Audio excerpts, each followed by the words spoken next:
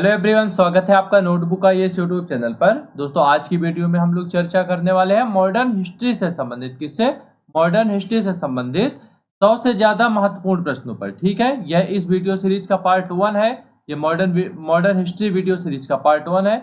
इस जो है वीडियो सीरीज में हम लोग सबसे पहले पार्ट में देख रहे हैं ब्रिटिश सत्ता का विस्तार। ठीक है, ये जो है विभिन्न परीक्षाओं के लिए अति महत्वपूर्ण होंगे ये सारे प्रश्न जो भी होंगे। ठीक है दोस्तों, चाहे वह यूपीएससी का एग्जाम हो, यूपीएससी का एग्जाम हो, ध्यान रखना है आपको। यूपीएससी, बीपीएससी का एग्जाम हो गया, बीपीएससी हो गया, एसएससी हो गया, स्टेट पीसीएस, रेलवे, कोई भी एग्जाम, स्टेट पीसीएस का कोई भी एग्जाम हो गया, रेलवे का एग्जाम हो गया, पुलिस का हो गया, टीचर का हो गया, कोई भी ऐसा एग्जाम है, ये सभी प्रश्न उन परीक्षाओं के लिए महत्वपूर्ण होंगे। तो चलिए नजर डालते हैं आज के पहले प्रश्न पर। दोस्तों, पहला प्रश्न क्या है? पहला प्रश्न है सूची 1 को सूची 2 से सुमेलित करना है। ठीक है, तो क्या है सूची 1 में? क्या है? प्लासी का युद्ध दिया है, बक्सर का युद्ध दिया और बंगाल का युद्ध दिया गया है। सूची 2 में क्या दिया गया है? उस समय रॉबर्ट क्लाइव का नाम दिया गया है, वेंसीटार्ट और कर्टियर का नाम दिया गया। आपको बताना है कि कौन सा विकल्प सही है। विकल्प ए सही है, विकल्प बी सही है, विकल्प सी या फिर विकल्प डी। तो इस प्रश्न का सही उत्तर है विकल्प ए, यानी कि जो प्लासी का युद्ध था वह उस रॉबर्ट क्लाइव के समय में हुआ था।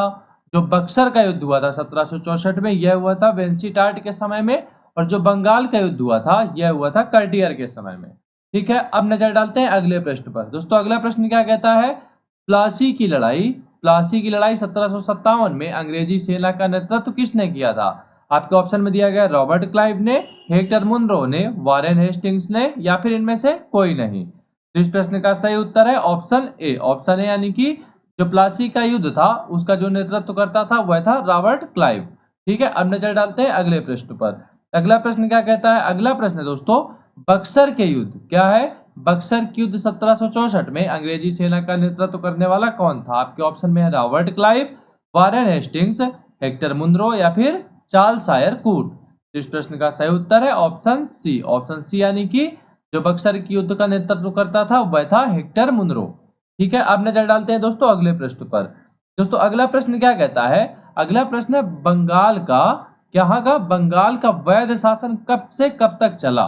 ठीक है, ऑप्शन में दिया गया है 1757 से लेकर 1767 तक। ऑप्शन बी है 1764 से लेकर 1793 तक। ऑप्शन सी है 1765 से लेकर 1772 तक या फिर ऑप्शन डी है 1760 से लेकर 1793 तक। ठीक है, तो इस प्रश्न का सही उत्तर है दोस्तों ऑप्शन सी। तो ऑप्शन सी क्या है दोस्तों? 1765 से लेकर 1772 तक जो है वह बंगाल का वैध शासन चला था। ठीक है, अब नजर डालते हैं दोस्तों अगले प्रश्न पर। अगला प्रश्न क्या है? अगला प्रश्न दोस्तों, वर्ष 1998 में, कब? वर्ष 1998 ईस्वी में लॉर्ड वेलेस्ली द्वारा प्रस्तावित सहायक संधि, ठीक है, को स्वीकार करने वाला सबसे पहला भारतीय शासक कौन था? तो आपके ऑप्शन में दिया गया है अवध के नवाब, हैदराबाद का निजाम, कर्नाटक का नवाब या फिर मैसूर का राजा। तो इस प्रश्न का सही उत्तर है दोस्तों ऑप्शन बी। ऑप्शन बी यानी कि हैदराबाद के निजाम ने जो है लॉर्ड वेलेस्ली द्वारा प्रस्तावित सहायक संधि को सबसे पहले स्वीकार किया था। ठीक है, अब देखते हैं दोस्तों अगला प्रश्न। दोस्तों, अगला प्रश्न क्या कहता है? भारत का प्रथम गवर्नर जनरल वायसराय कौन था? लॉर्ड हेस्टिंग्स था, लॉर्ड कैनिंग था, लॉर्ड मिंटो था या फिर लॉर्ड कर्जन था। ठीक है, तो इस प्रश्न का सही उत्तर है दोस्तों ऑप्शन बी। ऑप्शन बी यानी कि जो भारत का प्रथम गवर्नर जनरल व वायसराय था वह था लॉर्ड कैनिंग। ठीक है, अब दोस्तों नजर डालते हैं अगले प्रश्न पर। अगला प्रश्न क्या कहता है? तो अगला प्रश्न है तीसरे आंग्ल मैसूर युद्ध को रोकने के लिए टीपू सुल्तान ने अंग्रेजों के साथ कौन सी संधि की? आपके ऑप्शन में मंगलौर की संधि, श्रीरंगपट्टनम की संधि, मैसूर की संधि या फिर बिदनूर की संधि। इस प्रश्न का सही उत्तर है ऑप्शन बी। ऑप्शन बी यानी कि श्रीरंगपट्टनम की संधि की थी टीपू सुल्तान ने अंग्रेजों के साथ। चलिए दोस्तों नजर डालते हैं अब अगले प्रश्न पर। दोस्तों, अगला प्रश्न क्या कहता है? राज्य क्षय या फिर हड़प नीति या फिर जप्ती सिद्धांत यानी कि डॉक्ट्राइन ऑफ लैप्स किसके द्वारा लागू की गई थी? ऑप्शन में हेस्टिंग्स, कैनिंग, विलियम बेंटिक या फिर डलहौजी। इस प्रश्न का सही उत्तर है दोस्तों ऑप्शन डी। ऑप्शन डी यानी कि जो डॉक्ट्राइन ऑफ लैप्स थी वह लॉर्ड डलहौजी के द्वारा लागू की गई थी। ठीक है, ध्यान रखना है आपको। अब नजर डालते हैं अगले प्रश्न पर। अगला प्रश्न क्या कहता है दोस्तों? अगला प्रश्न है किस सिख गुरु ने फारसी में क्या लिखा है? जफरनामा लिखा था। ठीक है, किस सिख गुरु ने? आपके ऑप्शन में गुरु हरि राय, गुरु हरि किशन, गुरु गोविंद सिंह या फिर गुरु तेग बहादुर। तो दोस्तों इस प्रश्न का सही उत्तर है ऑप्शन सी, ऑप्शन सी यानी कि गुरु गोविंद सिंह ने दोस्तों जफरनामा लिखा था। ठीक है, अब नजर डालते हैं दोस्तों अगले प्रश्न पर। अगला प्रश्न क्या है? भारत में डाक व्यवस्था शुरू करने वाला ब्रिटिश गवर्नर जनरल था। ऑप्शन में Lord Dalhousie, Lord Wellesley, Lord Auckland या फिर लॉर्ड बेंटिक।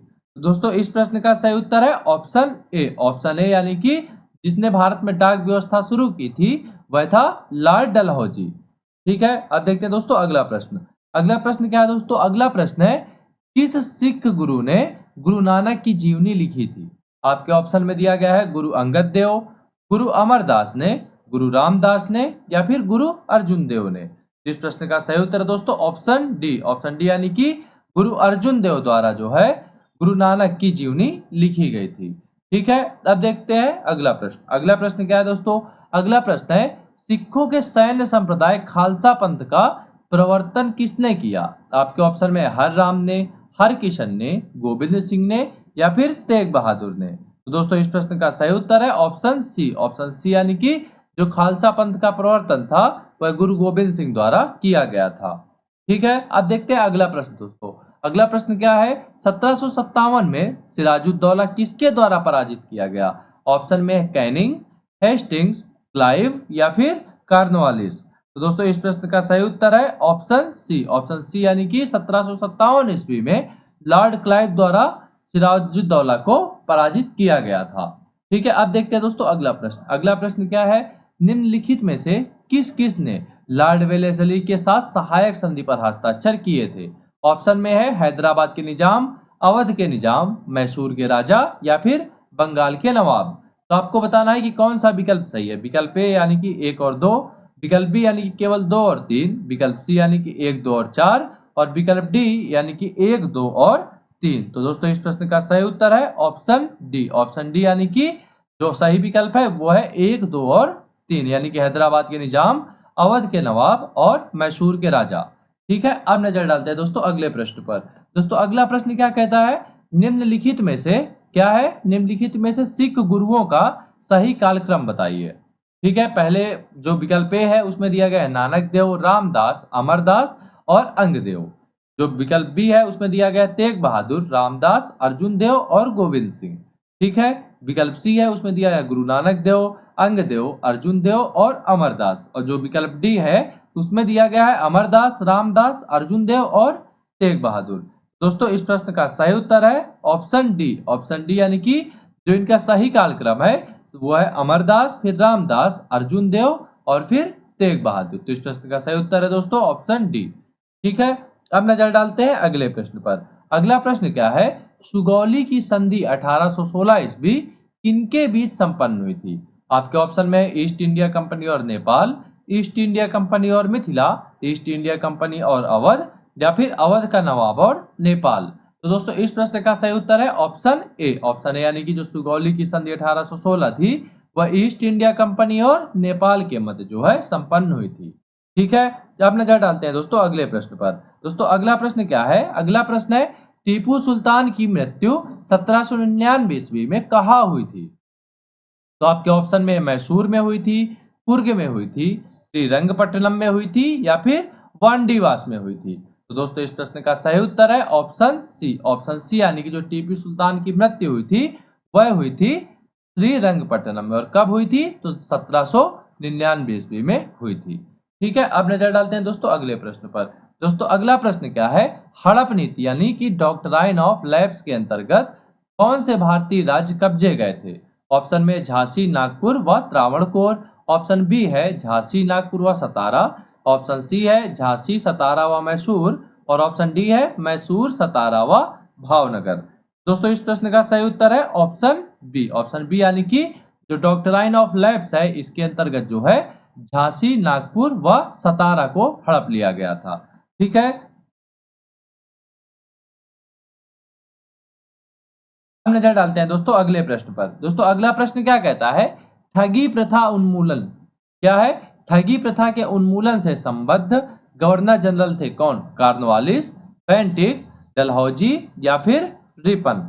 ठीक है, तो दोस्तों इस प्रश्न का सही उत्तर है ऑप्शन बी। ऑप्शन बी यानी कि जो ठगी प्रथा का उन्मूलन से संबंधित गवर्नर जनरल थे वह कौन थे, तो वह थे विलियम बेंटिक। ठीक है, अब नजर डालते हैं दोस्तों अगले प्रश्न पर। अगला प्रश्न क्या कहता है दोस्तों, वोडेयार के शासक थे कौन थे, मैसूर रियासत, त्रावणकोर, विजयनगर या फिर इनमें से कोई नहीं। तो दोस्तों इस प्रश्न का सही उत्तर है ऑप्शन ए। ऑप्शन ए यानी कि जो वोडेयार के शासक थे वह थे मैसूर रियासत। ठीक है, अब नजर डालते हैं दोस्तों अगले प्रश्न पर। दोस्तों अगला प्रश्न क्या है, अगला प्रश्न है टीपू सुल्तान की राजधानी कहाँ थी। पूछ रहा है टीपू सुल्तान की राजधानी कहाँ थी, तो ऑप्शन में दिया गया है श्रीरंगपट्टनम, मैसूर, बेंगलोर या फिर भाग्यनगर। तो दोस्तों इस प्रश्न का सही उत्तर है ऑप्शन ए। ऑप्शन ए यानी कि जो टीपू सुल्तान की राजधानी थी वह थी श्रीरंगपट्टनम। ओके, अब देखते हैं अगला प्रश्न। अगला प्रश्न क्या है दोस्तों, अगला प्रश्न है क्लाइव को बंगाल का गवर्नर बनाया गया कब, 1756 ईस्वी में, 1757 ईस्वी में, 1758 ईस्वी में या फिर 1759 ईस्वी में। दोस्तों इस प्रश्न का सही उत्तर है ऑप्शन सी। ऑप्शन सी यानी कि जो क्लाइव है उनको 1758 ईस्वी में बंगाल का गवर्नर बनाया गया था। ठीक है, अब देखते हैं दोस्तों अगला प्रश्न। अगला प्रश्न क्या है, अगला प्रश्न है भारत का प्रथम गवर्नर जनरल कौन था, वारेन हेस्टिंग्स था, कॉर्नवालिस था, विलियम बेंटिक था या फिर लॉर्ड कैनिंग था। तो दोस्तों इस प्रश्न का सही उत्तर है ऑप्शन सी, यानी कि जो प्रथम गवर्नर जनरल था भारत का वह था विलियम बेंटिक। ठीक है, अब देखते हैं दोस्तों अगला प्रश्न। अगला प्रश्न क्या कहता है, अगला प्रश्न है द्वैध शासन नीति को किसने समाप्त किया था। दोस्तों आपके ऑप्शन में दिया गया है लॉर्ड माउंटबेटन ने, कर्जन ने, वारेन हेस्टिंग्स ने या फिर लॉर्ड रिपन ने। दोस्तों इस प्रश्न का सही उत्तर है ऑप्शन सी। ऑप्शन सी यानी कि वारेन हेस्टिंग्स द्वारा द्वैध शासन नीति को समाप्त किया गया था। ठीक है दोस्तों, अब देखते हैं अगला प्रश्न। अगला प्रश्न क्या कहता है, अगला प्रश्न है अंग्रेजों का सर्वाधिक विरोध किसने किया था। आपके ऑप्शन में है राजपूतों ने, मुगलों ने, सिखों ने या फिर मराठों ने। दोस्तों इस प्रश्न का सही उत्तर है ऑप्शन डी। ऑप्शन डी यानी कि जिन्होंने अंग्रेजों का सबसे ज्यादा विरोध किया था वह थे मराठे।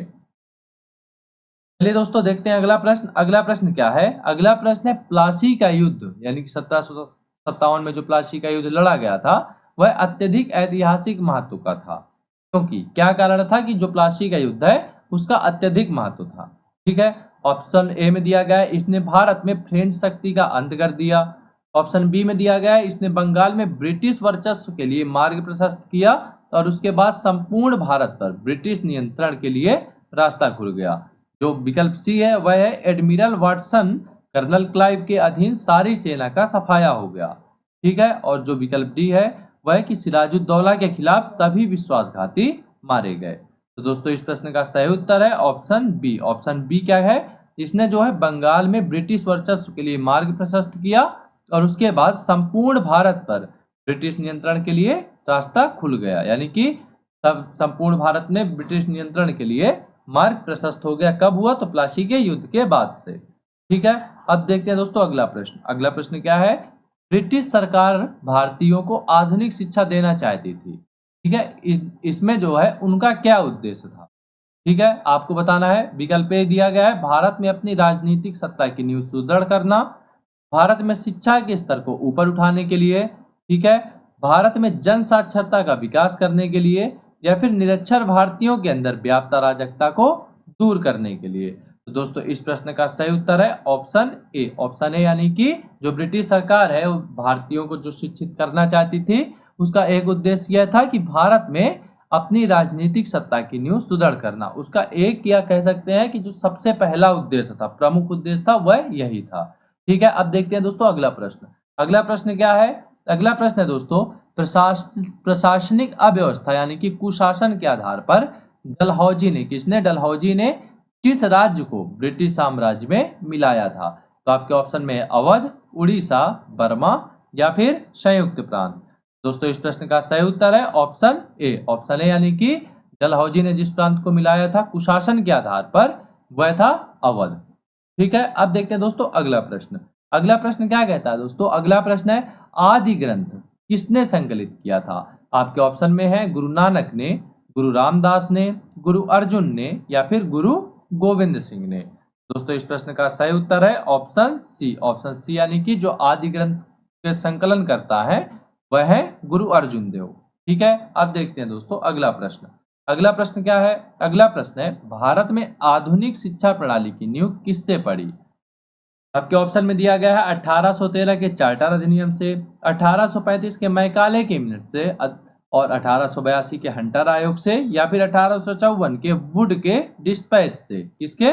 1854 के वुड के डिस्पैच से। ठीक है, तो दोस्तों इस प्रश्न का सही उत्तर है ऑप्शन बी। ऑप्शन बी यानी कि 1835 के मैकाले कैबिनेट से जो है भारत में आधुनिक शिक्षा प्रणाली की नींव पड़ी थी। ठीक है, चलिए दोस्तों अब नजर डालते हैं अगले प्रश्न पर। दोस्तों अगला प्रश्न क्या है? निम्नलिखित का सही कालानुक्रम क्या होगा? आपके ऑप्शन जो कथन दिए गए हैं रॉबर्ट क्लाइव है, वेंस्टीटार्ट है, वारेन हेस्टिंग्स है और कार्टियर है। तो आपको बताना है कि कौन सा विकल्प सही है। विकल्प ए सही है, विकल्प बी सही है, विकल्प सी सही है या फिर विकल्प डी सही है। ठीक है दोस्तों, इस प्रश्न का सही उत्तर है विकल्प बी। विकल्प बी यानी कि 1 2 और 4, 1 2 4 और 3, यानी कि पहला रॉबर्ट क्लाइव, फिर वेंसीटार्ट, फिर कार्टियर, कार्टियर है 3rd नंबर पे, और जो वारेन हेस्टिंग्स है ये है 4th नंबर पे। ठीक है दोस्तों, अब देखते हैं अगला प्रश्न। अगला प्रश्न दोस्तों क्या है? अगला प्रश्न है भारत में ईस्ट इंडिया कंपनी की सफलता का राज था। ऑप्शन में दिया गया है भारत में राष्ट्रीय भावना की कमी, ऑप्शन बी है कंपनी की सेना को पश्चिमी प्रशिक्षण मिला था तथा उनके पास आधुनिक हथियार थे, ठीक है, ऑप्शन सी है भारतीय सैनिकों में राष्ट्रीय भावना का अभाव था, और ऑप्शन डी है उपर्युक्त तीनों। तो ठीक है, इस प्रश्न का सही उत्तर है ऑप्शन डी। ऑप्शन डी यानी कि यह उपर्युक्त तीनों विकल्प जो हैं, तीनों कथन जो हैं यह सही है। यानी कि भारत में राष्ट्रीय भावना की भी कमी थी, कंपनी की सेना को पश्चिमी प्रशिक्षण मिला था तथा उनके पास आधुनिक हथियार भी थे, और भारतीय सैनिकों में राष्ट्रीय भावना की कमी का अभाव भी था। ठीक है दोस्तों, देख लेते हैं अगला प्रश्न। अगला प्रश्न क्या है? भारत में निम्न वायसरायों में से किसके काल में Indian Penal Code, Civil Procedure Code और क्रिमिनल प्रोसीजर कोड पारित किए गए? आपके ऑप्शन में Lord Mayo, Lord Dalhousie, Lord Canning या फिर लॉर्ड डफरिन। दोस्तों इस प्रश्न का सही उत्तर है ऑप्शन सी। ऑप्शन सी यानी कि लॉर्ड कैनिंग के शासनकाल में जो है Indian Penal Code, Civil Procedure Code और क्रिमिनल प्रोसीजर कोड पारित किए गए थे। ठीक है दोस्तों, अब देख लेते हैं अगला प्रश्न। अगला प्रश्न क्या है? अगला प्रश्न है निम्नलिखित में से ब्रिटिश सरकार का वह गवर्नर जनरल कौन था जिसने भारत में डाक टिकट शुरू किए थे? ऑप्शन में Lord Dalhousie, Lord William Bentinck, Lord Canning या फिर लॉर्ड ऑकलैंड। तो इस प्रश्न का सही उत्तर है दोस्तों ऑप्शन ए। ऑप्शन ए यानी कि जो है लॉर्ड डलहौजी द्वारा डाक टिकट भारत में पहली बार शुरू किए गए थे। ठीक है दोस्तों, अब देख लेते हैं अगला प्रश्न। अगला प्रश्न क्या है दोस्तों? अगला प्रश्न है सती प्रथा का अंत करने तथा ठगी को समाप्त करने का श्रेय किसको दिया जाता है? ऑप्शन में Lord Dalhousie, Lord William Bentinck, Lord Auckland या फिर लॉर्ड कैनिंग। दोस्तों इस प्रश्न का सही उत्तर है ऑप्शन बी। ऑप्शन बी यानी कि लॉर्ड विलियम बेंटिक को जो है दोस्तों ठगी प्रथा का और जो सती प्रथा थी ये दोनों को समाप्त करने का श्रेय दिया जाता है। किसको? लॉर्ड विलियम बेंटिक को। ठीक है दोस्तों, अब देखते हैं अगला प्रश्न। अगला प्रश्न क्या है? निम्नलिखित में से अवध के स्वायत्त राज्य का संस्थापक कौन था? ऑप्शन में शुजाउद्दौला, सादत खां बुरहान उल मुल्क या फिर सफदरजंग या फिर शेर खां। दोस्तों इस प्रश्न का सही उत्तर है ऑप्शन बी। ऑप्शन बी यानी कि जो सादत खां बुरहान उल मुल्क था उसने जो है अवध के स्वायत्त राज्य की स्थापना की थी। ठीक है दोस्तों, अब देखते हैं अगला प्रश्न। अगला प्रश्न क्या है? अगला प्रश्न है निम्नलिखित में से किसने मीर कासिम तथा शुजाउद्दौला के साथ मिलकर अंग्रेजी ईस्ट इंडिया कंपनी पर युद्ध घोषित किया और वे बाद में बक्सर के युद्ध में अंग्रेजों से पराजित हुए? ऑप्शन में है जहांदार शाह, फरुख सियर, मोहम्मद शाह या फिर शाह आलम द्वितीय। दोस्तों इस प्रश्न का सही उत्तर है ऑप्शन डी। ऑप्शन डी यानी कि शाह आलम द्वितीय द्वारा जो है शुजाउद्दौला के साथ, मीर कासिम तथा शुजाउद्दौला के साथ मिलकर जो है अंग्रेजी ईस्ट इंडिया कंपनी पर युद्ध घोषित किया गया था और अंत में बक्सर के युद्ध में उनको पराजय का सामना भी करना पड़ा। अब देखते हैं दोस्तों अगला प्रश्न। अगला प्रश्न क्या है? ईस्ट इंडिया कंपनी और बंगाल के नवाब के बीच जब प्लासी का युद्ध हुआ उस समय मुगल सम्राट कौन था? ऑप्शन में है अहमद शाह, अजीजुद्दीन आलमगीर द्वितीय, मोहम्मद शाह या फिर शाह आलम द्वितीय। ठीक है दोस्तों, तो इस प्रश्न का सही उत्तर है ऑप्शन बी। ऑप्शन बी यानी कि जो उस समय नवाब थे प्लासी के युद्ध समय, जो मतलब मुगल सम्राट थे वह थे अजीजुद्दीन आलमगीर द्वितीय। ठीक है, अब देखते हैं दोस्तों अगला प्रश्न। अगला प्रश्न क्या है दोस्तों? अगला प्रश्न है, ईस्ट इंडिया कंपनी के नेतृत्व में रॉबर्ट क्लाइव का उत्तराधिकारी निम्नलिखित में से कौन था? ऑप्शन में William Bentinck, Lord Cornwallis, William Hastings या फिर लॉर्ड वेलेस्ली। दोस्तों इस प्रश्न का सही उत्तर है ऑप्शन सी। ऑप्शन सी यानी कि जो ईस्ट इंडिया कंपनी के नेतृत्व में रॉबर्ट क्लाइव का उत्तराधिकारी बना वह था विलियम हेस्टिंग्स। ठीक है, अब देखते हैं दोस्तों अगला प्रश्न। अगला प्रश्न क्या है? अगला प्रश्न है, नवाब सिराजुद्दौला। कौन? नवाब सिराजुद्दौला एवं ईस्ट इंडिया कंपनी के बीच संघर्ष का प्रमुख कारण क्या था? ऑप्शन में है अंग्रेजों ने सिराजुद्दौला के राज्यारोहण का विरोध किया। ऑप्शन बी है अंग्रेजों ने व्यापार छूटों का दुरुपयोग किया। ऑप्शन सी है अंग्रेजों ने बंगाल में फ्रांसीसियों के उपनिवेश चंद्रनगर पर हमला किया। और ऑप्शन डी है काला कारावास यानी कि ब्लैक होल की घटना का होना। तो दोस्तों इस प्रश्न का सही उत्तर है ऑप्शन बी। ऑप्शन बी यानी कि अंग्रेजों ने व्यापार छूटों का दुरुपयोग किया था, इस वजह से नवाब सिराजुद्दौला और ईस्ट इंडिया कंपनी के बीच संघर्ष शुरू हुआ था।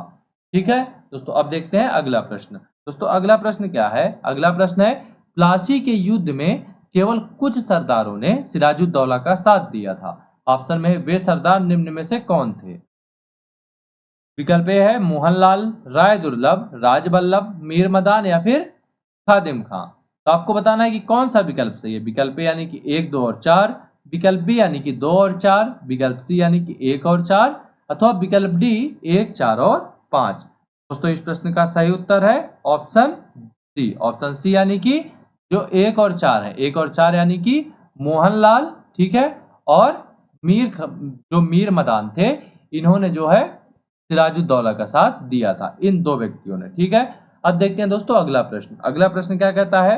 अगला प्रश्न है, काल कोठरी क्या है?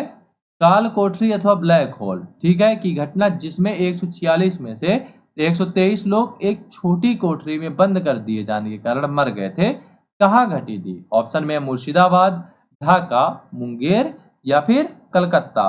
तो दोस्तों इस प्रश्न का सही उत्तर है ऑप्शन डी। ऑप्शन डी यानी कि जो ब्लैक होल की घटना थी वह कलकत्ता में घटित हुई थी। ठीक है दोस्तों, अब देखते हैं अगला प्रश्न। दोस्तों अगला प्रश्न क्या है? अगला प्रश्न है, प्लासी के युद्ध के बाद भारत के लिए शाश्वत दुख की काली रात का आरंभ हुआ, यह किस बंगला कवि का कथन है?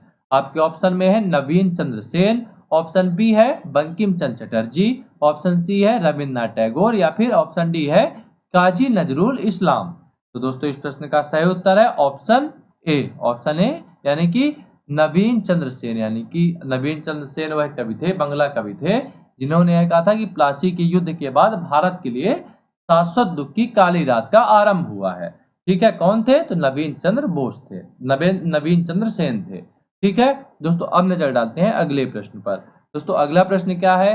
किस इतिहासकार ने 1765 ईस्वी से 1772 ईस्वी तक कंपनी के राज्य को द्वैध शासन के काल को, यानी कि द्वैध शासन के काल को डाकुओं का राज्य की संज्ञा दी है? ऑप्शन में है जादूनाथ सरकार, के.एम. पर्डिकर, ताराचंद या फिर इनमें से कोई नहीं। तो दोस्तों इस प्रश्न का सही उत्तर है ऑप्शन बी। ऑप्शन बी यानी कि डाकुओं के राज्य को जो राज्य की जो संज्ञा दी गई थी 1765 से 1772 ईस्वी के समय को, वह उन्होंने दी थी। किन्होंने दी थी? तो के.एम. पर्डिकर द्वारा दी गई थी। ठीक है दोस्तों, अब नजर डालते हैं अगले प्रश्न पर। अगला प्रश्न क्या है? अगला प्रश्न है, सुरक्षा प्रकोष्ठ नीति यानी कि रिंग फेंस पॉलिसी संबंधित है, किससे संबंधित है? वारेन हेस्टिंग से संबंधित है, लॉर्ड डलहौजी से संबंधित है, हेनरी लॉरेंस से संबंधित है या फिर लॉर्ड हेस्टिंग से संबंधित है? ठीक है दोस्तों, तो दोस्तों इस प्रश्न का सही उत्तर है ऑप्शन ए। ऑप्शन ए यानी कि वारेन हेस्टिंग से संबंधित है। कौन सी नीति? सुरक्षा प्रकोष्ठ नीति यानी कि रिंग फेंस पॉलिसी। ठीक है, अब दोस्तों नजर डालते हैं अगले प्रश्न पर। अगला प्रश्न क्या है दोस्तों? अगला प्रश्न है, इलाहाबाद की संधि 1765 के बाद रॉबर्ट क्लाइव ने मुर्शिदाबाद का उपदीवान किसने बनाया था? किसे बनाया था? सॉरी, किसे बनाया गया था मुर्शिदाबाद का उपदीवान? ठीक है, आपके ऑप्शन में दिया गया है मोहम्मद रजा खान, राजा सिताव राय, राय दुर्लभ या फिर सैयद गुलाम हुसैन।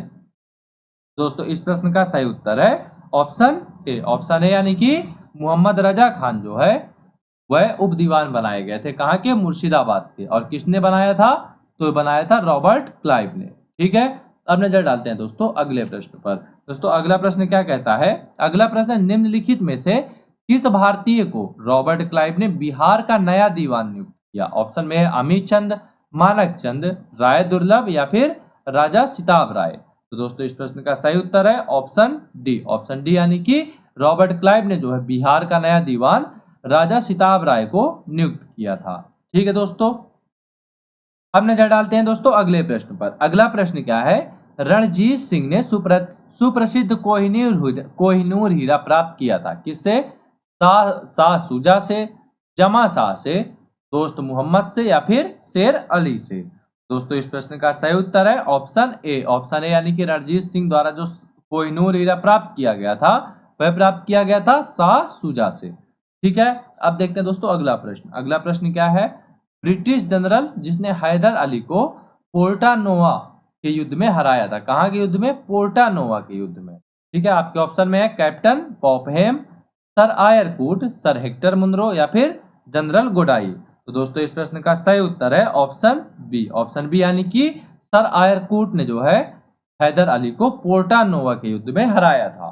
ठीक है दोस्तों, अब देखते हैं अगला प्रश्न। अगला प्रश्न क्या है, महाराजा रणजीत सिंह के उत्तराधिकारी थे, कौन थे, हरि सिंह नलवा, खड़क सिंह, शेर सिंह या फिर नौनिहाल सिंह।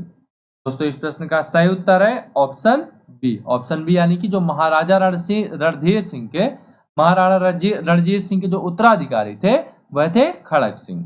ठीक है दोस्तों, अब देखते हैं अगला प्रश्न। तो अगला प्रश्न क्या है, अगला प्रश्न है निम्नांकित में से कौन सुमेलित नहीं है।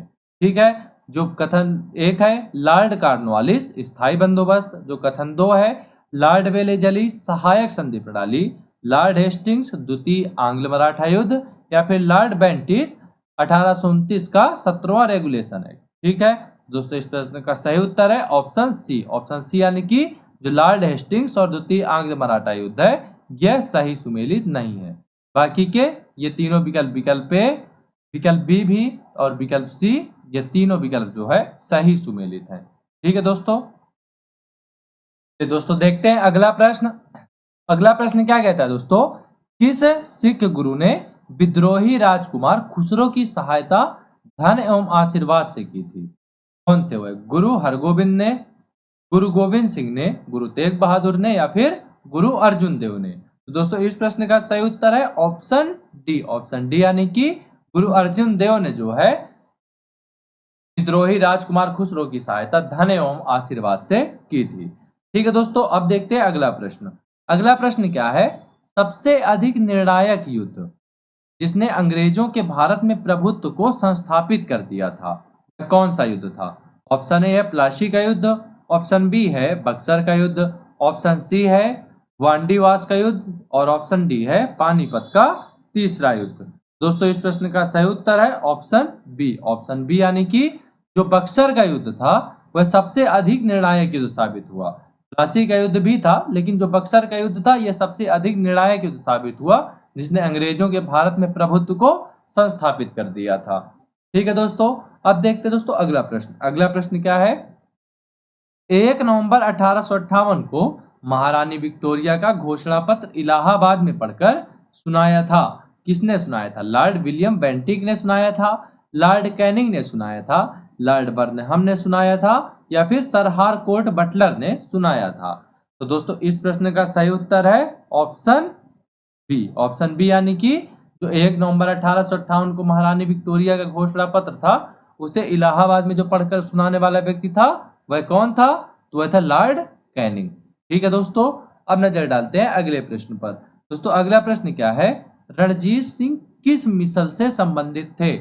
आपके ऑप्शन में दिया गया है सुकर चकिया मिसल, संधावालिया मिसल, अहलूवालिया मिसल या फिर रामगढ़िया मिसल। दोस्तों इस प्रश्न का सही उत्तर है ऑप्शन ए। ऑप्शन ए यानी कि जो राजा रणजीत सिंह थे वह सुकर चकिया मिसल से संबंधित थे। ठीक है दोस्तों, अब नजर डालते हैं अगले प्रश्न पर। दोस्तों अगला प्रश्न क्या कहता है, तथाकथित कुशासन के आधार पर किस गवर्नर जनरल ने मैसूर राज्य के प्रशासन को ले लिया था? आपके ऑप्शन में है Lord Wellesley, Lord Hastings, Lord William Bentinck और लॉर्ड हार्डिंग। तो दोस्तों इस प्रश्न का सही उत्तर है ऑप्शन सी। ऑप्शन सी यानी कि जो लॉर्ड विलियम बेंटिक है उन्होंने जो है तथाकथित कुशासन के आधार पर मैसूर राज्य के प्रशासन को अपने हाथों में ले लिया था। ठीक है दोस्तों, तो अब नजर डालते हैं अगले प्रश्न पर। अगला प्रश्न क्या है? किसने अपनी राजधानी मुर्शिदाबाद से मुंगेर स्थानांतरित की थी?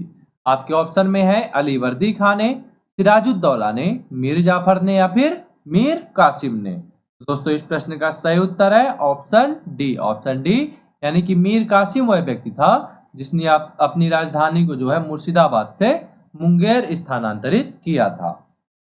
ठीक है दोस्तों, अब देखते हैं अगला प्रश्न। अगला प्रश्न क्या है दोस्तों? अगला प्रश्न है किसकी समाधि के कारण नंदेड़ गुरुद्वारा सिखों द्वारा पवित्र माना जाता है? आपके ऑप्शन में है गुरु रामदास, गुरु अंगद, गुरु अर्जुन देव या फिर गुरु गोविंद सिंह। दोस्तों इस प्रश्न का सही उत्तर है ऑप्शन डी। ऑप्शन डी यानी कि जो गुरु गोविंद सिंह है उनकी समाधि के कारण जो है नंदेड़ गुरुद्वारा, कौन सा गुरुद्वारा है तो आपको ध्यान रखना है कि नंदेड़ गुरुद्वारा जो है सिखों के द्वारा पवित्र स्थल माना जाता है। ठीक है, अब नजर डालते हैं दोस्तों अगले प्रश्न पर। अगला प्रश्न क्या है दोस्तों? बक्सर के युद्ध यानी कि 1764 के समय दिल्ली का शासक कौन था?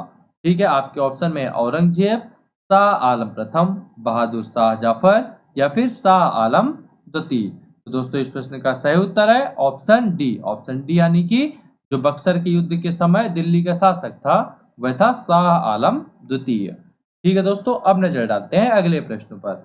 अगला प्रश्न क्या है दोस्तों? अगला प्रश्न है टीपू सुल्तान अंग्रेजों के साथ युद्ध में कब मारे गए थे? आपके ऑप्शन में है 1857 ईस्वी में, 1799 ईस्वी में, 1793 ईस्वी में या फिर 1769 ईस्वी में। दोस्तों इस प्रश्न का सही उत्तर है ऑप्शन बी। ऑप्शन बी यानी कि जो टीपू सुल्तान है उनकी मृत्यु 1799 ईस्वी में हुई थी।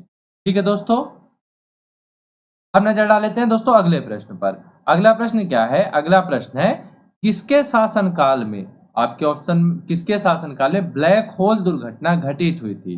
यहाँ पे दिया गया है अली वर्दी खां, विकल्प बी है मीर जाफर, विकल्प सी है सिराजुद्दौला और विकल्प डी है मीर कासिम।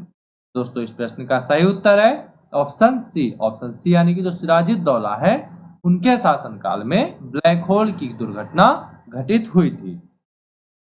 अब नजर डालते हैं अगले प्रश्न पर। दोस्तों अगला प्रश्न क्या कहता है? अगला प्रश्न है सिखों के अंतिम गुरु कौन थे? आपके ऑप्शन में है गुरु अर्जुन देव, ऑप्शन बी है गुरु गोविंद सिंह, ऑप्शन सी है गुरु तेग बहादुर और ऑप्शन डी है इनमें से कोई नहीं। दोस्तों इस प्रश्न का सही उत्तर है ऑप्शन बी। ऑप्शन बी यानी कि जो सिखों के अंतिम गुरु थे वह कौन थे? तो वह थे गुरु गोविंद सिंह। ठीक है दोस्तों, अब नजर डालते हैं अगले प्रश्न पर। दोस्तों अगला प्रश्न क्या है? अगला प्रश्न है निम्नलिखित में से कौन सा युद्ध था जिसने भारत में ब्रिटिश प्रभुत्व का प्रारंभ किया? आपके ऑप्शन में प्लासी का युद्ध, बक्सर का युद्ध, मैसूर की तीसरी लड़ाई या फिर 1857 का विद्रोह। तो दोस्तों इस प्रश्न का सही उत्तर है ऑप्शन ए। ऑप्शन ए यानी कि जो प्लासी का युद्ध था उसने जो है भारत में ब्रिटिश प्रभुत्व का प्रारंभ किया था। देखते हैं दोस्तों अगला प्रश्न। अगला प्रश्न क्या है? डिंडीगुल नाम है आपके ऑप्शन में केरल में एक पक्षी विहार का, तमिलनाडु में एक नर नगर का, कर्नाटक में एक त्योहार का या फिर आंध्र प्रदेश में एक तटीय नगर का। दोस्तों इस प्रश्न का सही उत्तर है ऑप्शन बी। ऑप्शन बी यानी कि जो डिंडीगुल नाम है वह तमिलनाडु का एक नगर है। ठीक है, अब दोस्तों देखते हैं अगला प्रश्न। अगला प्रश्न क्या है दोस्तों? अगला प्रश्न है बंगाल के किस गवर्नर के समय में सरकारी खजाना मुर्शिदाबाद से कलकत्ता स्थानांतरित किया गया था? ऑप्शन ए है रॉबर्ट क्लाइव, ऑप्शन बी है बेंसीटार्ट, ऑप्शन सी है कर्टियर या फिर ऑप्शन डी है वारेन हेस्टिंग्स। दोस्तों इस प्रश्न का सही उत्तर है ऑप्शन डी। ऑप्शन डी यानी कि वारेन हेस्टिंग्स के समय में जो है सरकारी खजाना मुर्शिदाबाद से कलकत्ता हस्तांतरित किया गया था, स्थानांतरित किया गया था। ठीक है दोस्तों, अब देखते हैं अगला प्रश्न। दोस्तों अगला प्रश्न क्या है? अगला प्रश्न है किस अधिनियम के तहत वारेन हेस्टिंग्स बंगाल के प्रथम गवर्नर जनरल बनाए गए थे। आपके विकल्पों में दिया गया है 1773 का रेगुलेटिंग एक्ट, विकल्प बी है 1793 का चार्टर एक्ट, विकल्प सी है 1813 का चार्टर एक्ट और विकल्प डी है 1833 का चार्टर एक्ट। तो दोस्तों इस प्रश्न का सही उत्तर है ऑप्शन ए। ऑप्शन ए यानी कि जो 1773 का रेगुलेटिंग एक्ट है दोस्तों, उसके तहत वारेन हेस्टिंग्स को बंगाल के प्रथम गवर्नर जनरल के रूप में नियुक्त किया गया था। ठीक है दोस्तों, अब देखते हैं अगला प्रश्न। अगला प्रश्न क्या कहता है? अगला प्रश्न है किसके समय में कलकत्ता में प्रथम न्यायालय, क्या है प्रथम न्यायालय, कहां पे? तो कलकत्ता में न्यायालय की स्थापना की गई थी। आपके ऑप्शन में है रॉबर्ट क्लाइव, वेंसिटार्ट, वेरेस्ट या फिर वारेन हेस्टिंग्स। कौन? Warren Hastings. ठीक है दोस्तों, तो इस प्रश्न का सही उत्तर है ऑप्शन डी। ऑप्शन डी यानी कि जो कलकत्ता में प्रथम न्यायालय की स्थापना की गई थी वह की गई थी वारेन हेस्टिंग्स के शासनकाल में। ठीक है दोस्तों, अब देखते हैं अगला प्रश्न। अगला प्रश्न क्या है? बंगाल के किस गवर्नर जनरल के काल में पिट्स इंडिया एक्ट 1784, कौन सा? पिट्स इंडिया एक्ट 1784 पारित किया गया था। ऑप्शन में दिए गए हैं, ऑप्शन ए है वारेन हेस्टिंग्स, ऑप्शन बी है लॉर्ड कॉर्नवालिस, ऑप्शन सी है लॉर्ड वेलेस्ली और ऑप्शन डी है लॉर्ड मिंटो। दोस्तों इस प्रश्न का सही उत्तर है ऑप्शन ए। ऑप्शन ए यानी कि जो पिट्स इंडिया एक्ट 1784 है वह वारेन हेस्टिंग्स के समय में पारित किया गया था। ठीक है दोस्तों, अब देखते हैं अगला प्रश्न। अगला प्रश्न क्या है? अगला प्रश्न है निम्नलिखित में से कौन से युग्म सही सुमेलित हैं? आपके प्रथम विकल्प जो दिया गया वह है 1767 से 69 प्रथम आंग्ल मराठा युद्ध, जो 1790 से 92 है तृतीय मैसूर युद्ध, 1824 से 26 प्रथम आंग्ल बर्मा युद्ध, 1845 से 46 द्वितीय आंग्ल सिख युद्ध। दोस्तों आपको बताना है कि नीचे दिए गए विकल्प में से कौन सा विकल्प सही है। विकल्प ए यानी कि 2 और 4, विकल्प बी यानी कि 3 और 4, विकल्प सी यानी कि 1 और 2 और विकल्प डी यानी कि 2 और 3। दोस्तों इस प्रश्न का सही उत्तर है ऑप्शन डी। ऑप्शन डी यानी कि केवल 2 और 3 जो दोस्तों सही सुमेलित है। 2 और 3 यानी कि 1790 से 92 तृतीय मैसूर युद्ध और 1824 से 26 प्रथम आंग्ल बर्मा युद्ध। दोस्तों अगला प्रश्न क्या कहता है? अगला प्रश्न दोस्तों अध्यक्षात्मक शासन का उदय सर्वप्रथम किस देश में हुआ था? आपके ऑप्शन में दिए गए हैं यूगोस्लाविया, मिस्र, स्विट्जरलैंड या फिर संयुक्त राज्य अमेरिका। इस प्रश्न का सही उत्तर है दोस्तों ऑप्शन डी। ऑप्शन डी क्यों सही है? क्योंकि सर्वप्रथम संयुक्त राज्य अमेरिका में अध्यक्षात्मक शासन प्रणाली का उदय हुआ था। ठीक है, अब नजर डालते हैं अगले प्रश्न पर। दोस्तों अगला प्रश्न क्या कहता है? अगला प्रश्न है निम्न में से कौन सा एक भारतीय संविधान का दर्शन नहीं है? आपके ऑप्शन में है कल्याणकारी राज्य, समाजवादी राज्य, राजनीतिक समानता या फिर साम्यवादी राज्य। तो दोस्तों इस प्रश्न का सही उत्तर है ऑप्शन डी। ऑप्शन डी यानी कि जो भारतीय संविधान का दर्शन नहीं है वह है साम्यवादी राज्य। ठीक है, अब नजर डालते हैं दोस्तों अगले प्रश्न पर। दोस्तों अगला प्रश्न क्या है? अगले प्रश्न में 2 कथन और कारण दिए गए हैं, यानी कि असर्शन और रीजनिंग दी हुई है। तो कथन क्या है? भारतीय संविधान अर्धसंहितात्मक है। क्या है? भारतीय संविधान अर्धसंहितात्मक है। तो इसकी रीजनिंग है, कारण है वह है भारतीय संविधान ना तो संघात्मक है और ना ही एकात्मक है। आपको बताना है कि कौन सा विकल्प सही है। ठीक है, विकल्प ए सही है, विकल्प बी सही है, विकल्प सी या फिर विकल्प डी। तो दोस्तों इस प्रश्न का सही उत्तर जो है वह है विकल्प ए। विकल्प ए यानी कि विकल्प ए जो है ए और आर यानी कि असर्शन और रीजनिंग, कथन और कारण दोनों सही है, तथा जो रीजनिंग है वह असर्शन यानी कि कारण जो है कथन की सही व्याख्या करता है। ठीक है, अब नजर डालते हैं दोस्तों अगले प्रश्न पर। दोस्तों अगला प्रश्न क्या है? इनमें से कौन सा भारतीय संघीय व्यवस्था में एकात्मक तत्व है?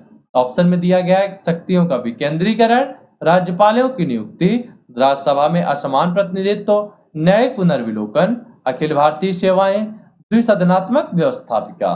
ठीक है, तो आपको बताना है कि निम्न में से कौन सा विकल्प सही है। विकल्प ए सही है यानी कि केवल 1, 3 और 6, विकल्प बी यानी कि केवल 2, 3 और 5, विकल्प सी यानी कि 3, 5 और 6 और विकल्प डी यानी कि केवल 2, 4 और 5। तो इस प्रश्न का सही उत्तर है, तो इस प्रश्न का सही उत्तर है ऑप्शन बी। ऑप्शन बी यानी कि जो सही है वह केवल 2, 3 और 5 यानी कि भारतीय संघीय व्यवस्था में जो एकात्मक तत्व है वह राज्यपालों की नियुक्ति के संदर्भ में है, एकात्मक तत्व है। ठीक है, राज्यसभा में असमान प्रतिनिधित्व, तो ये एकात्मक तत्व का प्रतिनिधित्व करता है। और जो पांचवा है अखिल भारतीय सेवाएं, ये भी एकात्मक तत्वों में शामिल हैं। ठीक है दोस्तों, अब नजर डालते हैं अगले प्रश्न पर। दोस्तों अगला प्रश्न क्या कहता है? अगला प्रश्न है भारत में राजनीतिक व्यवस्था के मूलभूत लक्षण हैं। कथन दिए गए हैं, यह एक लोकतांत्रिक गणतंत्र है। कथन 2 है, इसमें संसदात्मक रूप की सरकार है। कथन 3 है, सर्वोच्च सत्ता भारत की जनता में निहित है। 4 है, यह एकीकृत शक्ति का प्रावधान करती है। आपको बताना है कि नीचे दिए गए विकल्पों में से कौन सा विकल्प सही है। विकल्प ए सही है दोस्तों, केवल 1 और 2। विकल्प बी यानी कि केवल 1, 2 और 3। विकल्प सी यानी कि 2, 3 और 4। और विकल्प डी यानी कि सभी।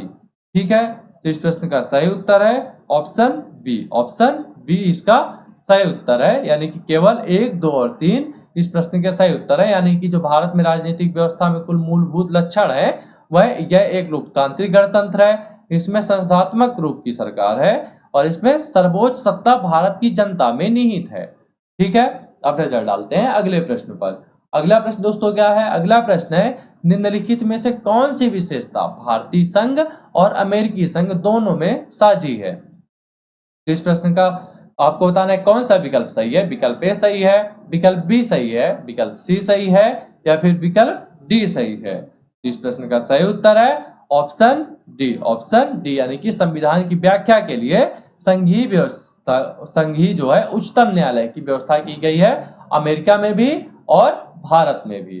जबकि एकल नागरिकता का प्रावधान जो है केवल भारत में है। ठीक है, अमेरिका में एकल नागरिकता का प्रावधान नहीं है। ठीक है, अब देखते हैं अगला प्रश्न। अगला प्रश्न क्या है दोस्तों? अगला प्रश्न दोस्तों, निम्न में से कौन भारतीय राज्य व्यवस्था में सर्वोच्च है? आपके ऑप्शन में संसद सर्वोच्च है, धर्म सर्वोच्च है, संविधान सर्वोच्च है या फिर सर्वोच्च न्यायालय सर्वोच्च है। ठीक है, तो दोस्तों इस प्रश्न का सही उत्तर है ऑप्शन सी। ऑप्शन सी यानी कि जो भारतीय राज्य व्यवस्था है दोस्तों उसमें संविधान की सर्वोच्चता है। ठीक है, देखते हैं दोस्तों अगला प्रश्न। अगला प्रश्न क्या है? सिख गुरुओं से संबंधित निम्नलिखित कथनों पर विचार कीजिए। पहला कथन क्या है? बंदा बहादुर को गुरु तेग बहादुर ने सिखों का सैन्य प्रमुख नियुक्त किया। कथन 2 क्या है? कथन 2 है, गुरु अर्जुन देव सिखों के गुरु गुरु रामदास के पश्चात बने। ठीक है, और जो कथन 3 है वह है, गुरु अंगद यानी कि अंगदेव ने सिखों को उनकी अपनी लिपि यानी कि गुरुमुखी दी। ठीक है, तो आपको बताना है कि उपर्युक्त कथनों में से कौन सा यह से सही है अथवा है। तो आपके ऑप्शन में है केवल 1, ऑप्शन बी है केवल 2 और 3, ऑप्शन सी है केवल 1 और 3 और ऑप्शन डी है केवल 1 और 2, यानी केवल 1 और 2। ठीक है दोस्तों, तो इस प्रश्न का सही उत्तर है ऑप्शन बी। ऑप्शन बी यानी कि जो सही उत्तर है वो केवल 1 और 2 सही है। कौन सा? ऑप्शन बी, यानी कि गुरु अर्जुन देव सिखों के गुरु गुरु रामदेव के पश्चात बने थे, तो यह बिल्कुल सही कथन है। और तीसरा जो है वह है गुरु अंगद जो है यानी कि अंगदेव ने सिखों को उनकी अपनी लिपि गुरुमुखी दी थी, तो यह कथन भी सही है। ठीक है दोस्तों, अब देखते हैं अगला प्रश्न। अगला प्रश्न क्या है दोस्तों? भारत में ब्रिटिश शासन के दौरान निम्नलिखित राजसी राज्यों यानी कि प्रिंसली स्टेट्स पर विचार कीजिए। पहला है झांसी, दूसरा है संबलपुर और तीसरा है सतारा।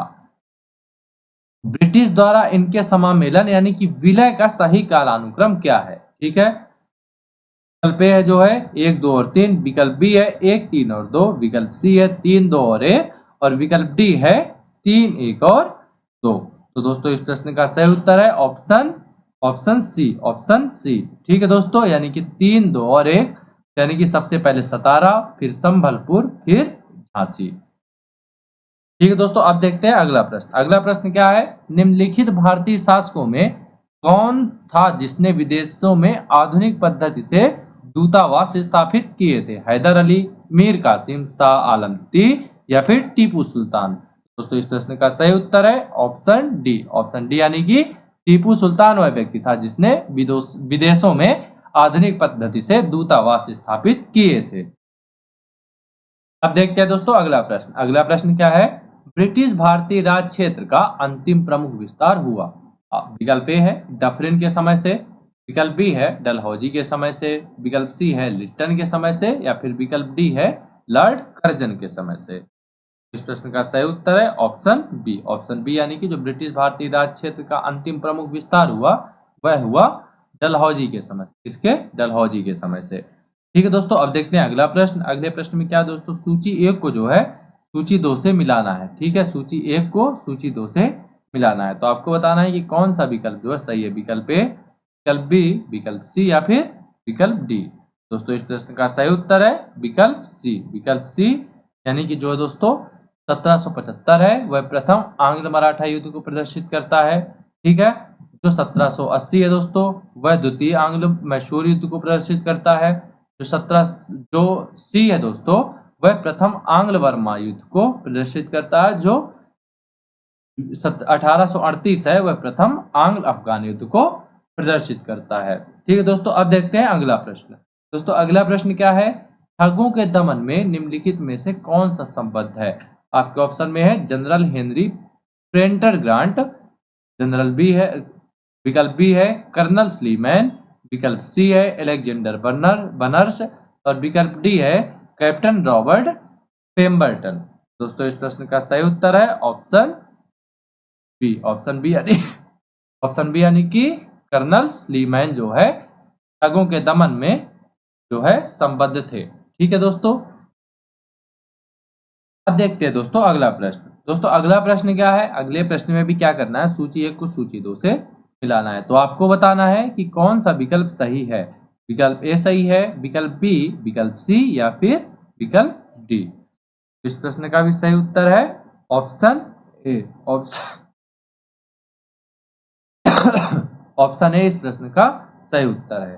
सही उत्तर यानी कि जो है ये जो है बहादुर शाह, ये शाह है बेखबर, जो फर्रुखसियर है यह मुगल वंश का घृणित कायर, मोहम्मद शाह यह रंगीला के नाम से जाना जाता था। ये जो बहादुर शाह द्वितीय है यह बहादुर शाह जफर के नाम से भी जाना जाता था। ठीक है दोस्तों, तो इस प्रश्न का सही उत्तर कौन सा है, विकल्प ए। ठीक है दोस्तों, अब देखते हैं अगला प्रश्न। अगला प्रश्न क्या है दोस्तों, 1707 ईस्वी में औरंगजेब की मृत्यु के बाद मोहम्मद मुअज्जम किस नाम से मुगल राज सिंहासन पर बैठा। आपके ऑप्शन में है मोहम्मद शाह, बहादुर शाह प्रथम, जहांदार शाह, शाह आलम द्वितीय। तो दोस्तों इस प्रश्न का सही उत्तर है ऑप्शन बी। ऑप्शन बी यानी कि बहादुर शाह प्रथम के नाम से जो है 1707 ईस्वी में औरंगजेब की मृत्यु के पश्चात मोहम्मद मुअज्जम जो है राज सिंहासन पर बैठा था। ठीक है दोस्तों, अब देखते हैं अगला प्रश्न। अगला प्रश्न क्या है दोस्तों, अगला प्रश्न है बहादुर शाह प्रथम की मृत्यु के बाद जहांदार शाह मुगल सिंहासन पर आसीन हुआ, वह किसकी सहायता से सम्राट बना। आपके ऑप्शन में है जुल्फिकार खां, हुसैन अली खां, अब्दुल्ला खां या फिर इनमें से कोई नहीं।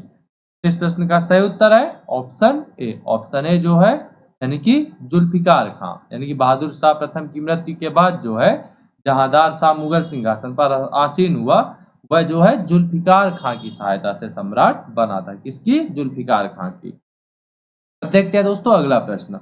अगला प्रश्न क्या है दोस्तों, फर्रुखसियर किसके सहयोग से मुगल बादशाह बना था। आपके ऑप्शन में है जुल्फिकार खां, सैयद बंधु, मोहम्मद आमिर खां या फिर मीर जुमला। दोस्तों इस प्रश्न का सही उत्तर है ऑप्शन बी। ऑप्शन बी यानी कि जो फर्रुखसियर जो है वह मुगल शाह बना था, तो वह बना था सैयद बंधुओं के सहयोग से। किसके? सैयद बंधुओं के सहयोग से। अब देख लेते हैं दोस्तों अगला प्रश्न। अगला प्रश्न क्या है, नृप निर्माता यानी कि किंग मेकर के रूप में किन्हें जाना जाता है। नृप निर्माता याद रखना दोस्तों आपको, नृप निर्माता मीर जुमला को जाना जाता है, जुल्फिकार खां को जाना जाता है, चिनकिलिश खां को जाना जाता है या फिर सैयद बंधुओं को जाना जाता है। दोस्तों इस प्रश्न का सही उत्तर है ऑप्शन डी। ऑप्शन डी यानी कि जो सैयद बंधु हैं उनको नृप निर्माता या फिर किंग मेकर के रूप में जाना जाता है। किनको? सैयद बंधुओं को। ठीक है दोस्तों, अब नजर डालते हैं अगले प्रश्न पर।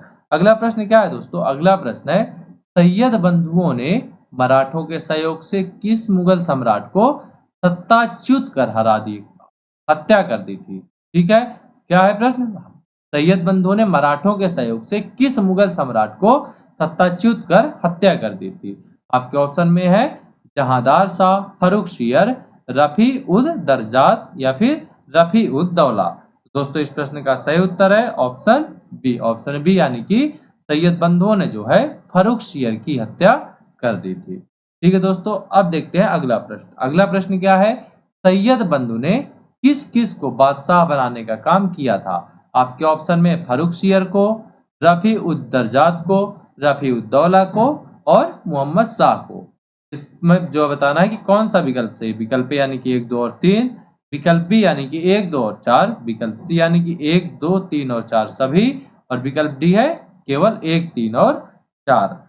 इस प्रश्न का सही उत्तर है विकल्प सी। विकल्प सी यानी कि जो सैयद बंधु है वह चारों को, किसको किसको, फर्रुखसियर, रफी उद दर्जात, रफी उद्दौला और मोहम्मद शाह, इन तीनों चारों व्यक्तियों को बादशाह बनाने का कार्य किया था। किसने किया था?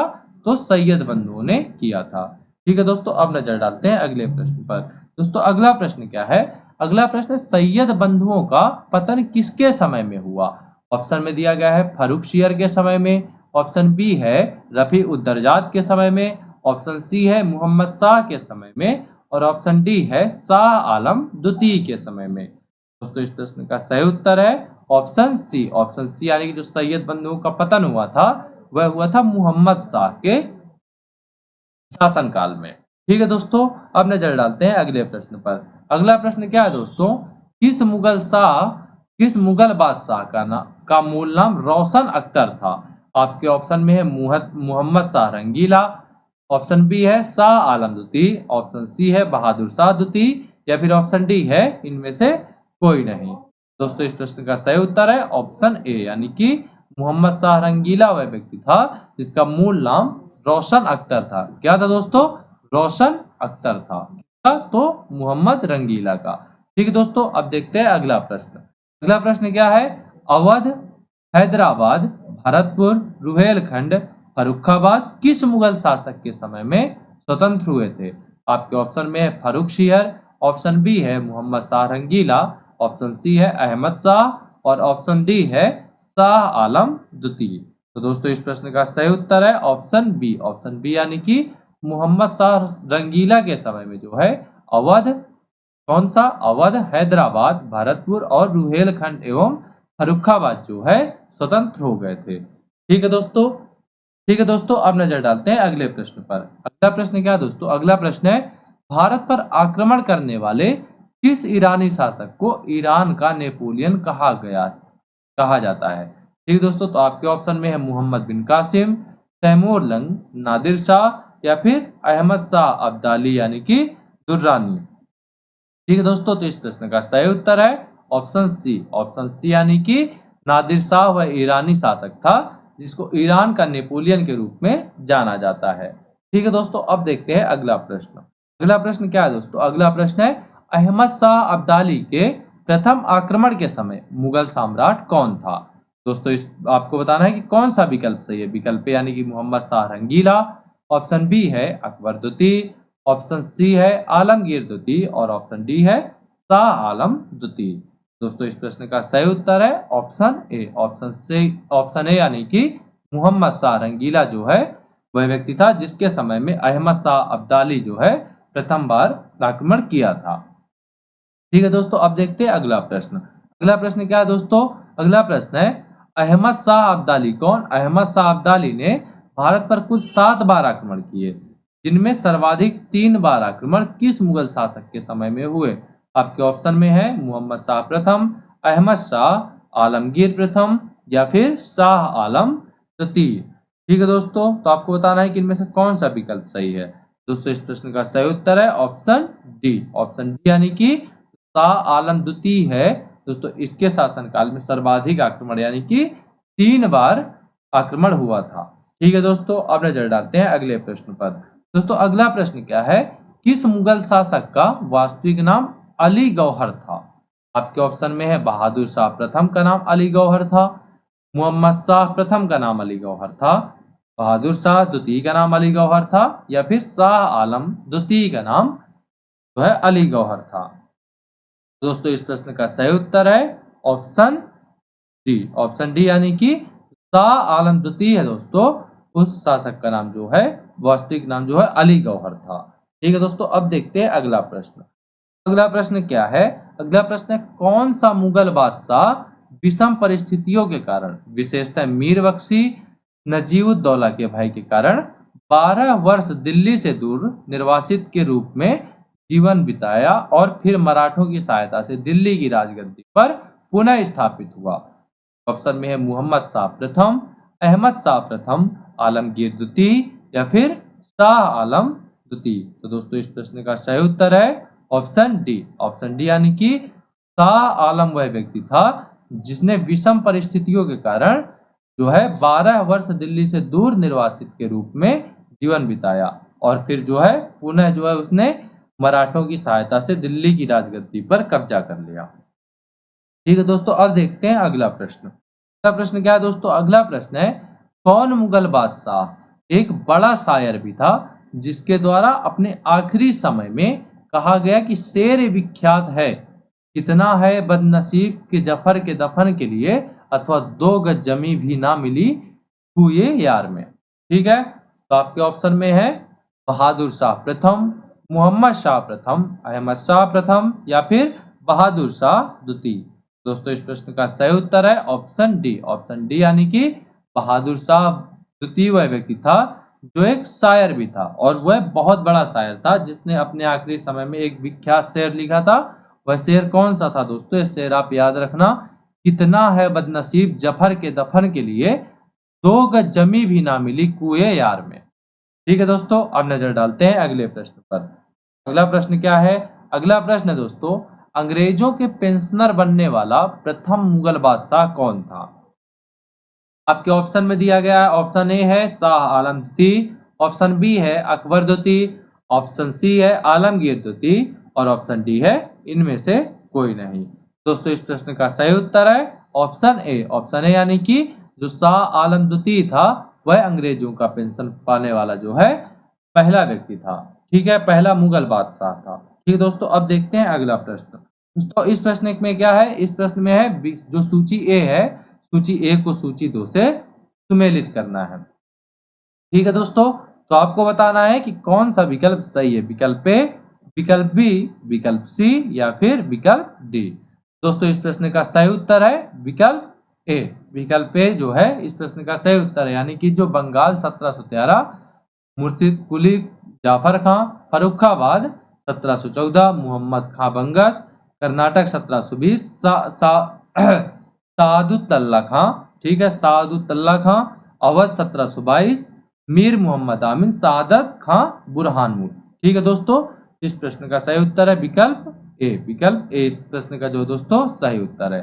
ठीक है, अब नजर डालते हैं अगले प्रश्न पर। अगला प्रश्न क्या है दोस्तों? अगले प्रश्न में भी क्या करना है, विकल्प जो सूची ए है दोस्तों, सूची ए को सूची 2 से मिलाना है। ठीक है, सूची ए में क्या है? हैदराबाद 1724, सूची 2 में दिया गया है मीर कमरुद्दीन चिनकिलीज खां निजामुल मुल्क। ठीक है, सूची 1 में दिया गया रुहेलखंड 1727, जो अली मोहम्मद खां, तो जो सी दिया गया है भरतपुर 1740 बदन सिंह और डी जो दिया गया है मैसूर 1761। तो आपको बताना है कि कौन सा विकल्प सही है, विकल्प ए, विकल्प बी, विकल्प सी या फिर विकल्प डी। दोस्तों इस प्रश्न का भी सही उत्तर है विकल्प ए। विकल्प ए यानी कि जो हैदराबाद है उसका सही सुमेलित विकल्प है मीर कमरुद्दीन चिनकिलीज खां निजामुल मुल्क। ठीक है दोस्तों, जो रुहेलखंड है उसका सही सुमेलित है अली मोहम्मद खां। ठीक है, जो भरतपुर 1740 है यह सही सुमेलित है बदन सिंह से और जो मैसूर है यह सही सुमेलित है हैदर अली से। ठीक है दोस्तों, अब नजर डालते हैं अगले प्रश्न पर। अगला प्रश्न क्या है दोस्तों? अगला प्रश्न है, किस राज्य के शासक नवाब वजीर कहलाते थे? क्या कहलाते थे? नवाब वजीर कहलाते थे। दोस्तों आपके ऑप्शन में दिया गया है अवध के नवाब कहलाते थे, बंगाल के नवाब कहलाते थे, कर्नाटक के नवाब कहलाते थे या फिर इनमें से कोई नहीं। ठीक है दोस्तों इस प्रश्न का सही उत्तर है ऑप्शन ए। ऑप्शन ए यानी कि जो नवाब वजीर कहलाते थे वह कहलाते थे अवध के नवाब। कौन कहलाते थे? अवध के नवाब। ठीक है दोस्तों, अब नजर डालते हैं अगले प्रश्न पर। दोस्तों अगला प्रश्न क्या है, किसने ग्रामीण जाटों को एक सैनिक शक्ति के रूप में संगठित किया? आपके ऑप्शन में है गोकुला जाट, राजा राम, चूड़ामन यानी कि चूड़ामणि या फिर विकल्प डी है जो वो बदन सिंह। ठीक है दोस्तों, तो इस प्रश्न का सही उत्तर है ऑप्शन सी यानी कि जो ग्रामीण जाटों को एक सैनिक शक्ति के रूप में संगठित करने का श्रेय दिया जाता है वह चूड़ामन या फिर चूड़ामणि को दिया जाता है। ठीक है दोस्तों, अब नजर डालते हैं अगले प्रश्न पर। तो अगला प्रश्न क्या कहता है दोस्तों, अगला प्रश्न है निम्नलिखित में से किसे जाटों का अफलातून यानी कि प्लाटो ऑफ जाट्स एवं जाटों का आदरणीय व विद्वान व्यक्ति जाट यूलिसेस कहा जाता है। तो आपके ऑप्शन में है विकल्प ए जो दिया गया है वह चूड़ामन को कहा जाता है, विकल्प बी है बदन सिंह को कहा जाता है, विकल्प सी है सूरजमल को कहा जाता है और विकल्प डी है इनमें से कोई नहीं। दोस्तों इस प्रश्न का सही उत्तर है विकल्प सी यानी कि सूरजमल को जो है जाटों का अफलातून भी कहा जाता है, जाटों का आदरणीय व विद्वान व्यक्ति भी कहा जाता है। किसको कहा जाता है? तो वह सूरजमल को कहा जाता है। ठीक है दोस्तों, अब नजर डालते हैं अगले प्रश्न पर। दोस्तों अगला प्रश्न क्या है, मुर्शिद कुली जाफर खां को बंगाल 1717 ईस्वी तथा उड़ीसा 1719 ईस्वी की सूबेदारी किस मुगल बादशाह से मिली थी? आपके ऑप्शन में है बहादुर शाह प्रथम, जहांदार शाह, फर्मवाशियार या फिर मोहम्मद शाह प्रथम। तो दोस्तों इस प्रश्न का सही उत्तर है ऑप्शन सी यानी कि जो मुर्शिद कुली जाफर खां था उसको बंगाल की तथा उड़ीसा की सूबेदारी जो है फर्मवाशियर मुगल बादशाह थे उनके द्वारा दी गई थी। ठीक है दोस्तों, अब नजर डालते हैं अगले प्रश्न पर। दोस्तों अगला प्रश्न क्या कहता है, अगला प्रश्न दोस्तों किसने मुर्शिदाबाद की स्थापना की तथा उसे ढाका के स्थान पर बंगाल की राजधानी बनाया? ठीक है दोस्तों, तो इस आपको बताना है कि कौन सा विकल्प सही है। विकल्प ए जो है मुर्शिद कुली जाफर खां, विकल्प बी सुजाउद्दीन, विकल्प सी अलीवर्दी खां और विकल्प डी सिराजुद्दौला। ठीक है दोस्तों, तो इस प्रश्न का सही उत्तर है विकल्प ए यानी कि जो मुर्शिद कुली जाफर खां थे जो है दोस्तों उन्होंने मुर्शिदाबाद की स्थापना की तथा उसे ढाका के स्थान पर बंगाल की राजधानी बनाया था। ठीक है, किसने बनाया था? तो आपको ध्यान रखना है कि मुर्शिद कुली जाफर खां ने बनाया था। अब देखते हैं दोस्तों आज का आखिरी प्रश्न। दोस्तों ये प्रश्न क्या कहता है, बंगाल के शासक मुर्शिद कुली जाफर खां एवं अंग्रेजी ईस्ट इंडिया कंपनी के बीच विवाद का सर्वप्रमुख कारण क्या था? आपके ऑप्शन में दिया गया है मुगल बादशाह फर्रुखसियर द्वारा 1717 में जारी फरमान की मुर्शिद अली जाफर खां एवं ब्रिटिश कंपनी द्वारा अलग अलग व्याख्या। जो विकल्प बी है वह है अंग्रेजों का मुर्शिद कुली खां जाफर खां पर हमला और विकल्प सी जो है कलकत्ता की किलेबंदी या फिर विकल्प डी है इनमें से कोई नहीं।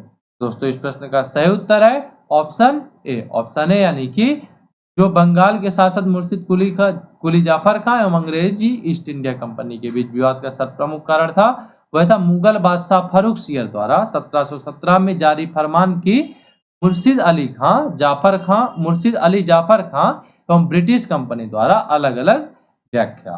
ठीक है दोस्तों, इस प्रश्न का सही उत्तर क्या है? विकल्प ए। ठीक है, तो दोस्तों आज की वीडियो में बस इतना ही। दोस्तों अगर आप वीडियो आपको पसंद आई हो तो वीडियो को लाइक जरूर करें और अगर आपने अभी तक हमारे चैनल को सब्सक्राइब नहीं किया है तो मेक श्योर सब्सक्राइब जरूर करें। और वीडियो को खत्म होने से पहले दोस्तों आपको बता दें कि हम जो है सभी सोशल मीडिया प्लेटफॉर्मों पर भी उपलब्ध हैं, जैसे कि इंस्टाग्राम हो गया, टेलीग्राम हो गया, फेसबुक पर भी हम लोग उपलब्ध हैं। तो आपको इन सभी प्लेटफॉर्म्स का जो है लिंक जो है चैनल के नीचे डिस्क्रिप्शन बॉक्स में मिल जाएगा, तो आप वहां से हमें ज्वाइन कर सकते हैं। और दोस्तों नोटबुक आईएएस सिविल सेवा परीक्षाओं की तैयारी करने वाले अभ्यर्थियों के लिए टेस्ट सीरीज की एक विस्तृत श्रृंखला प्रस्तुत करता है, जैसे कि यूपीएससी, स्टेट पीसीएस की प्रारंभिक एवं मुख्य परीक्षा टेस्ट सीरीज, दैनिक उत्तर लेखन अभ्यास, दैनिक एमसीक्यूज अभ्यास आदि प्रोग्राम ऑनलाइन तथा ऑफलाइन दोनों मोडों में उपलब्ध कराता है। ठीक है दोस्तों, आप हमसे ऑफलाइन भी संपर्क कर सकते हैं। हमारा जो पता है वह G19 वर्धमान मॉल, नेहरू विहार, नई दिल्ली है। और अगर आप हमसे फोन पर संपर्क करना चाहते हैं तो हमारा नंबर है 7683049133 या फिर 9560727077। दोस्तों आज की वीडियो में बस इतना ही, मिलते हैं आपसे नए एपिसोड में।